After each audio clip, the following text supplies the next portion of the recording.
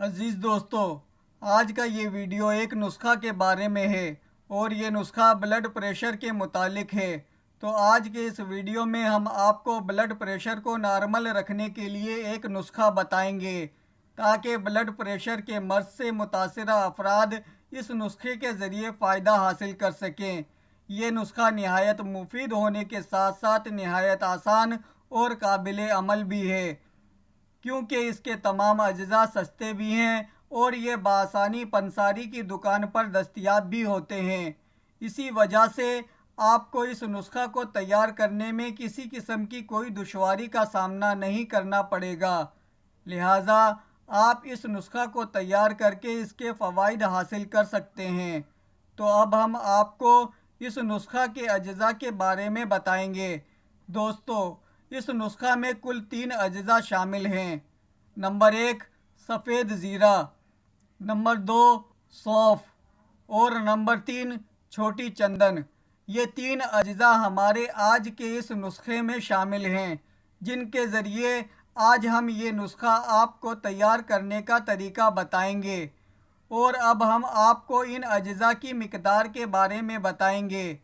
اس نسخہ کو تیار کرنے کے لیے آپ 20 گرام سفید زیرہ لے لیں اور 20 گرام سونف لے لیں اور مزید آپ 10 گرام چھوٹی چندن لے لیں اور پھر اسے مکس کر کے اچھی طرح سے پیس لیں۔ جب آپ اسے اچھی طرح سے پیس کر مکس کر لیں گے تو یہ دوا تیار ہو جائے گی۔ یہ تھا دوا کو تیار کرنے کا طریقہ۔ اب میں آپ کو اس دوا کو استعمال کرنے کا طریقہ بتاؤں گا۔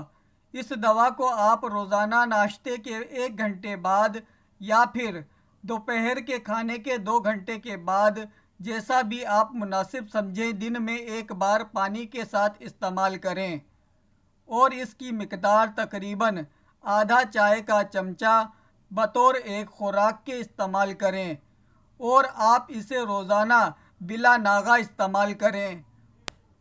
اور مزید یہ کہ آپ اس دوا کو ہر وقت اپنے ساتھ رکھیں۔ اگر کسی بھی وقت آپ کو محسوس ہو کہ آپ کا بلڈ پریشر ہائی ہو رہا ہے تو آپ 2 چٹکی جتنی مقدار دوا کی کھا لیں۔ اس سے کچھ دیر بعد آپ کا بلڈ پریشر نارمل حالت میں لوٹ آئے گا، جو کہ آپ کے لیے باعث اطمینان ہوگا۔ دوستو، بلڈ پریشر کو نارمل رکھنے کے لیے یہ ایک مفید ٹوٹکا ہے جس کے استعمال سے ممکنہ طور پر ہائی بلڈ پریشر کے مریض کا بلڈ پریشر کنٹرول کیا جا سکتا ہے، کیونکہ ہائی بلڈ پریشر ایک انتہائی خطرناک مرض ہے، اس لیے اس کا کنٹرول کرنا بھی بے حد ضروری ہے۔ اس کے لیے آپ یہ بے ضرر اور مفید سا نسخہ ہائی بلڈ پریشر کے مریض کو استعمال کروا سکتے ہیں۔